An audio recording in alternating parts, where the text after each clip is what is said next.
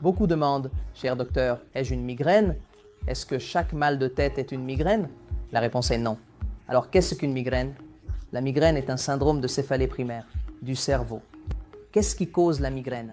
De nombreux chercheurs croient qu'il y a probablement quelque chose appelé vasodilatation dans le cerveau, ce qui signifie que s'il y a un afflux soudain de sang dans le cerveau, s'il y a une expansion du volume sanguin dans le cerveau, cela conduit à un mal de tête symptomatique appelé migraine.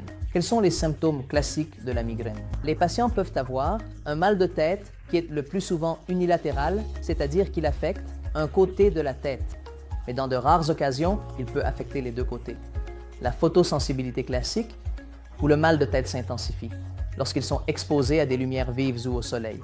Puis, la phonophobie, où les bruits forts, les écouteurs, lorsqu'ils sont dans des endroits bondés, et la musique, vous savez, la musique forte, cela peut déclencher un mal de tête, et c'est là que nous pensons qu'il pourrait s'agir d'une migraine. Certaines personnes peuvent même avoir des troubles visuels lorsqu'elles subissent une crise de ce mal de tête migraineux, ou elles peuvent avoir une simple vision floue, où elles peuvent commencer à voir des formes ou des éclairs de lumière devant leurs yeux. Et cela s'appelle une aura visuelle de migraine. Et le plus souvent, ils ont des nausées ou ils finissent même par vomir avec ce mal de tête. Tous les maux de tête ne sont pas forcément des migraines. Alors, quel est le test important pour diagnostiquer une migraine chez quelqu'un?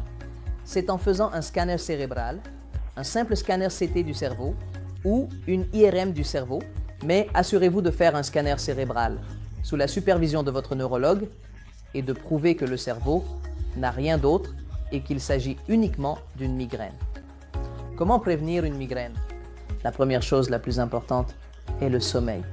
7 à 8 heures de sommeil réparateur sont obligatoires, surtout pour les personnes souffrant de migraine. Ne vous exposez pas à des odeurs toxiques, aux huiles naturelles. Je voudrais réinsister sur ce point. Les huiles naturelles comme l'huile d'eucalyptus, tous ces baumes que nous utilisons. Comment traite-t-on la migraine? La migraine est-elle traitable ou non, docteur? C'est ce que beaucoup de gens demandent. La migraine est traitable, mais chez certains, elle peut seulement être contrôlée et non complètement traitée. Il existe de nombreux médicaments sur le marché actuellement pour traiter et contrôler la migraine. En fait, très récemment, la FDA a approuvé certains anticorps monoclonaux. Ce sont des injections que nous administrons aux patients souffrant de migraines intraitables, où ils prennent des injections une fois par mois et sont sans maux de tête, disons, après environ 10 à 12 injections, prises sur une période d'un an environ. Alors, chers amis, le message à retenir pour vous tous devrait être que tous les maux de tête ne sont pas des migraines.